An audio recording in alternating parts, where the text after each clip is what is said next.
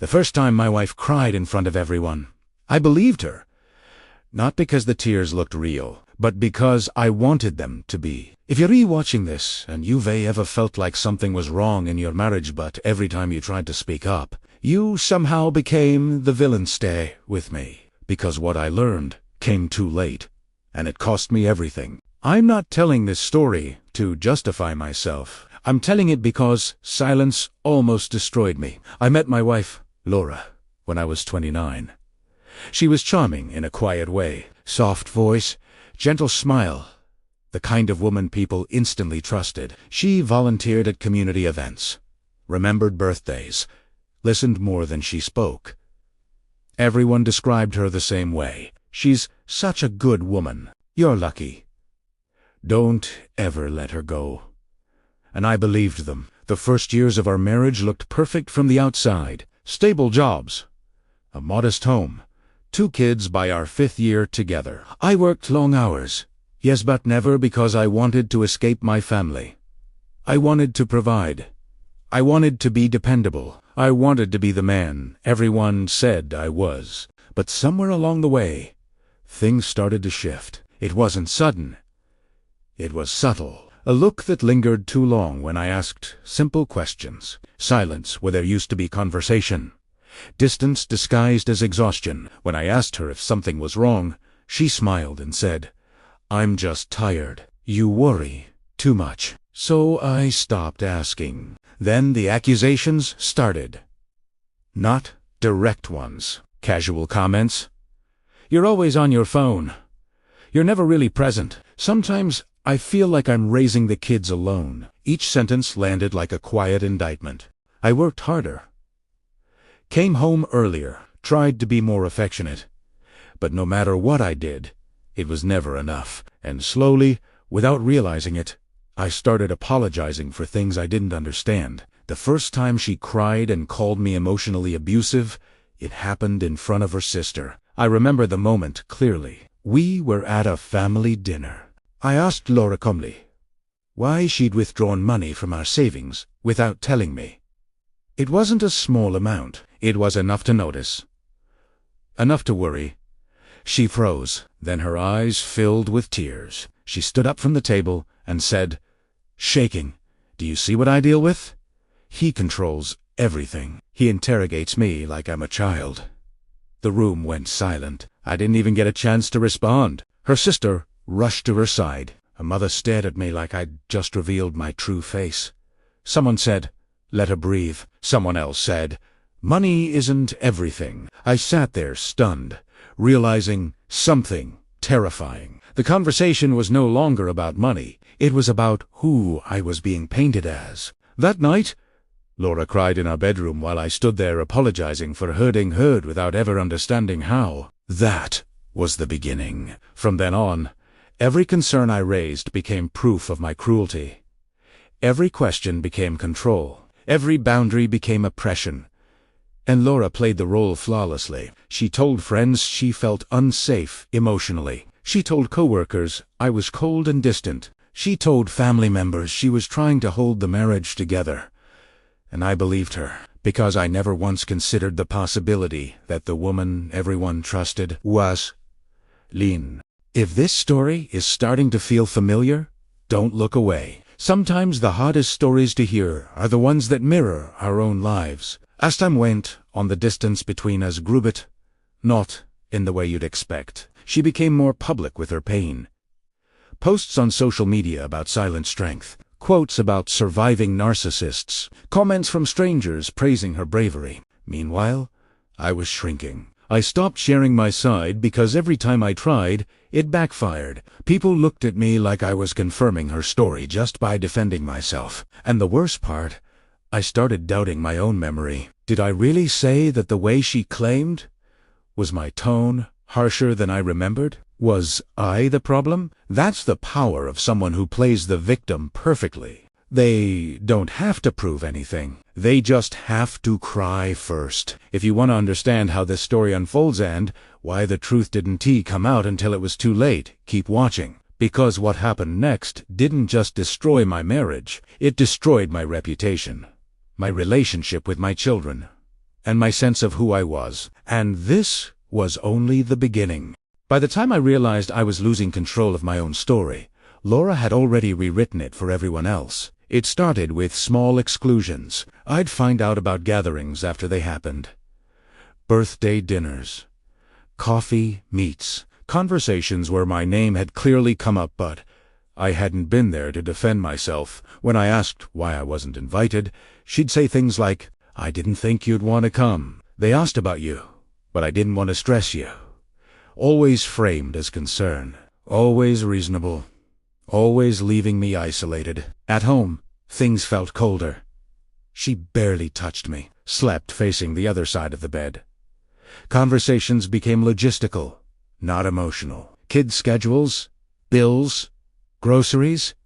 I told myself this was just a rough season. Then one night, everything shifted. I came home earlier than usual and found Laura sitting at the kitchen table, red-eyed, phone in hand. She looked up at me like I'd walked into a crime scene. "I told my therapist about us," she said. My stomach dropped. She explained through tears that her therapist believed she was in an emotionally unsafe marriage, that my behavior showed signs of manipulation, that my constant need for reassurance was classic emotional control. I didn't yell. I didn't deny it aggressively. I asked one question. What behavior exactly? She couldn't answer clearly. Whose feelings? Just interpretations. Just how she felt around me. That night, I slept on the couch for the first time in our marriage. Not because we fought, but because she said she needed space to feel safe. I agreed, because at that point, I was still trying to be the good guy.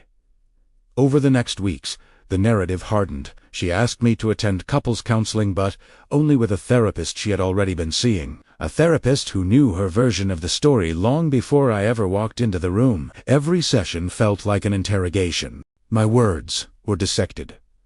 My tone analyzed. My intentions questioned, Laura cried.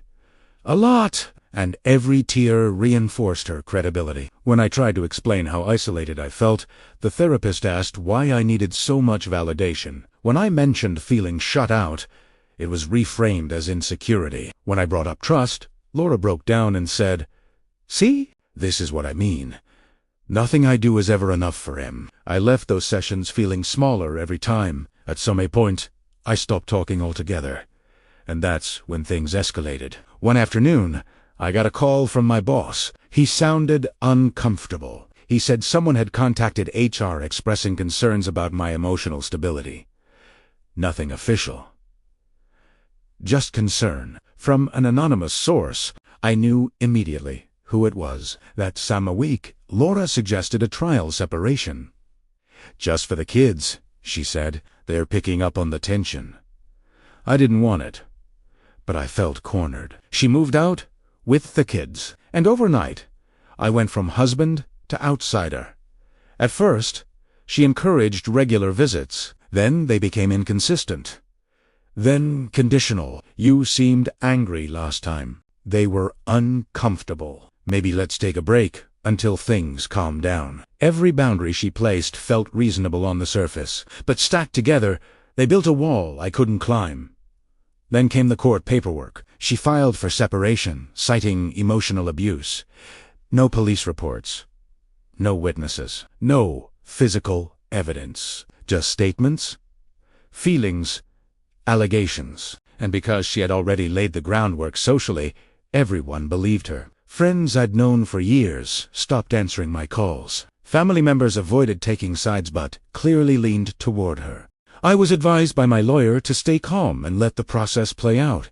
But processes don't care about reputation, and reputations don't survive silence. The hardest part wasn't losing my marriage. It was losing my children while still being alive. I went from tucking them in every night to seeing them every other weekend if Laura approved. And through it all, she remained calm, soft-spoken, fragile. The perfect victim. If you're still listening, don't look away now, because what I discovered later didn't just expose her lies, it exposed how deeply I had underestimated the damage of believing them. And the truth, when it finally came out, didn't bring relief. It brought regret. Because some truths arrive too late to save what they reveal. The truth didn't arrive loudly. It crept in through something small. Something almost insignificant. A forgotten email, months into the separation. I was digging through old folders looking for tax documents when I found a message I didn't remember reading. It was from Laura's old phone backup, synced automatically years earlier. The subject line was vague. Just a date. I almost deleted it. But something stopped me. Inside was a thread between Laura and a man named Evan. Dated 3 years earlier, before the counseling. Before the separation. Before everything collapsed. At first, it looked harmless. Friendly. Familiar. Then the tone shifted. Inside jokes. Complaints about marriage. Lines like, "I wish things were simpler. You make me feel understood." And then the message that made my hands start shaking. "I hate lying to the kids. They deserve better than this." Kids plural. I reread it over and over. At that time, our oldest son was 6. Our youngest had just been born. I scrolled faster, my heart pounding so loud I could hear it in my ears. Deleted photos. Gaps in time. References to hotel weekends disguised as work conferences. This wasn't a single mistake. This was a parallel life. And suddenly, everything made sense. Her guilt. Her urgency to control the narrative. She hadn't framed me as the problem because I was one. She'd done it because she needed protection from the truth. But the worst realization hadn't hit. That came later. I took the emails to my lawyer. Carefully. Quietly. He read them twice. Then he leaned back and said something I'll never forget. "If this goes public, her entire case collapses." But then he added something else. "Oh, Weber, if she's been hiding this long, there's probably more." That night, I couldn't sleep. I stared at the ceiling, replaying years of memories. Birthdays, doctor visits, school photos, moments I thought were solid. And then, the question I'd never allowed myself to ask surfaced. What if the lies didn't stop at the affair? The thought made me nauseous. I hated myself for even considering it. But once the door opens, you can't close it again. I scheduled a private paternity test. Not because I didn't love my sons, but because I needed certainty in a world that had erased it. The samples were collected quietly. No court. No accusations. Just answers. The waiting period felt endless. I still saw my kids on my assigned days. Still smiled. Still played. Still told them I loved them. But something inside me was cracking. Every time I looked at them, a voice whispered, "What if?" And I hated that voice more than anything. Then the email arrived. I didn't open it right away. I sat there, staring at my phone like it was about to explode. Finally, I tapped the screen. The results were clear, unmistakable. Both boys were biologically mine. 100%. I felt my chest collapse inward.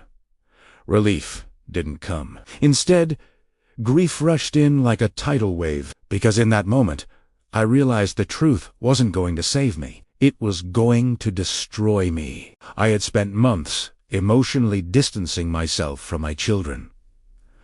Pulling back, protecting myself from a possibility that wasn't even real. I had let Laura control access, control time, control perception. And I had justified it because I thought I was protecting my heart. But all I'd done was abandon my role. Not legally. Emotionally. The next time I saw my sons, something was different. They were quieter. More guarded. They hugged Miba, loosely, like they weren't sure how long I'd stay. My oldest asked me a question that shattered me. "Daddy, are you mad at us?" I couldn't answer. I just held him, and in that moment, I understood something devastating. Laura didn't need the kids to not be mine. She just needed me to doubt long enough to step back, because absence creates its own truth. And she had used my silence as a weapon. What happens next is where the story stops being about betrayal and becomes about irreversible loss. Because the final confrontation didn't end with shouting. It ended with something far worse. Distance. The confrontation didn't happen the way movies portray it. There was no screaming. No thrown objects. No dramatic confession under tears. It happened quietly, on a Tuesday afternoon, in a neutral office, with a mediator sitting between us and a box of tissues untouched on the table. Laura didn't deny the emails. She didn't even look surprised that I knew. Instead, she did what she had always done best. Se affirmit. Yes, there was someone else, she said calmly. But it was because I was lonely. Because you were emotionally unavailable. Because I felt invisible. The mediator nodded sympathetically. I sat there, listening to my own life, being rewritten in real time. She talked about fear, about insecurity, about how hard motherhood was on her. And then she said the sentence that finally broke something inside me. I never told you the truth, because I knew you'd leave the kids. I looked at her. Really looked. That wasn't fear. That was calculation. She hadn't protected the children from me. She had protected herself from consequences. And she had done it by slowly convincing everyone, including me, that I was unstable, distant, dangerous to emotional safety. The mediator asked if I wanted to respond. Primera de ende.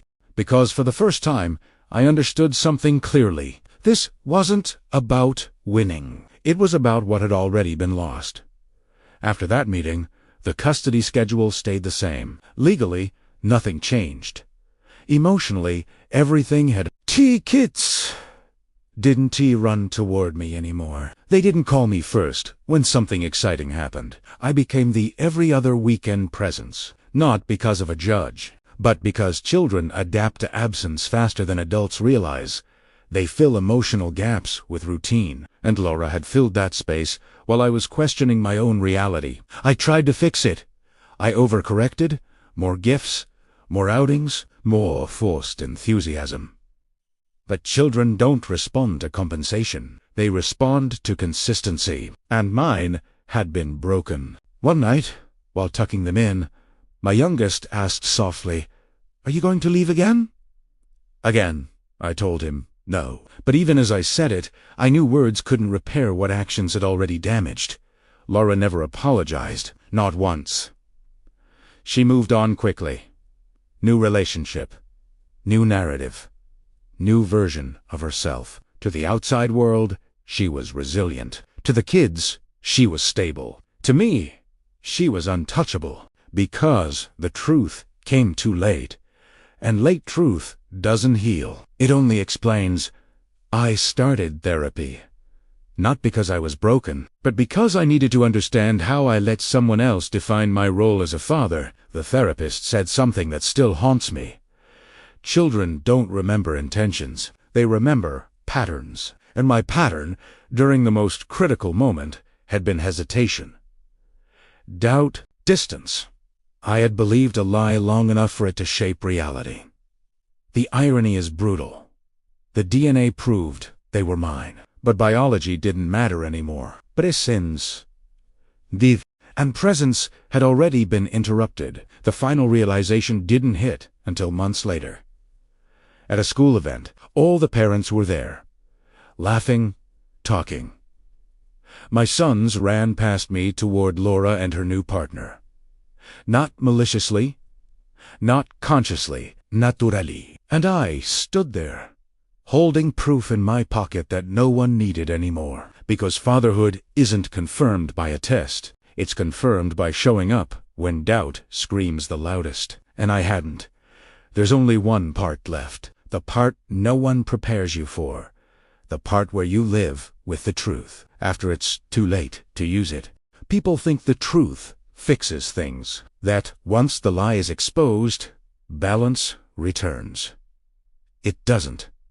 Truth doesn't rewind time. It doesn't restore missed birthdays. It doesn't repair trust eroded in silence. It doesn't make children forget who showed up when you disappeared.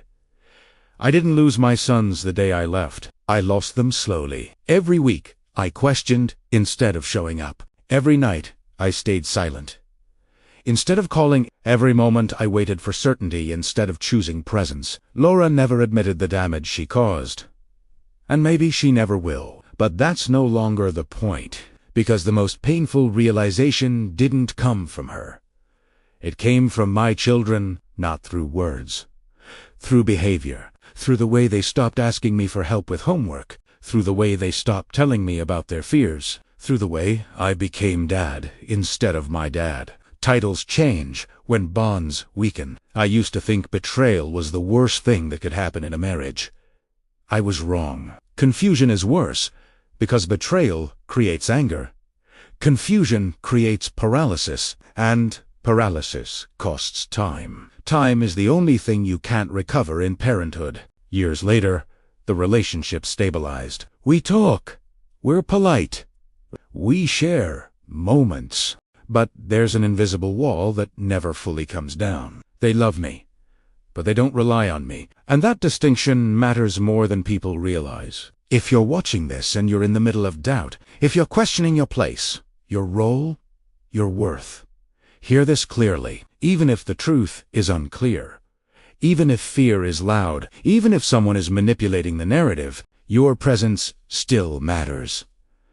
More than proof, more than certainty.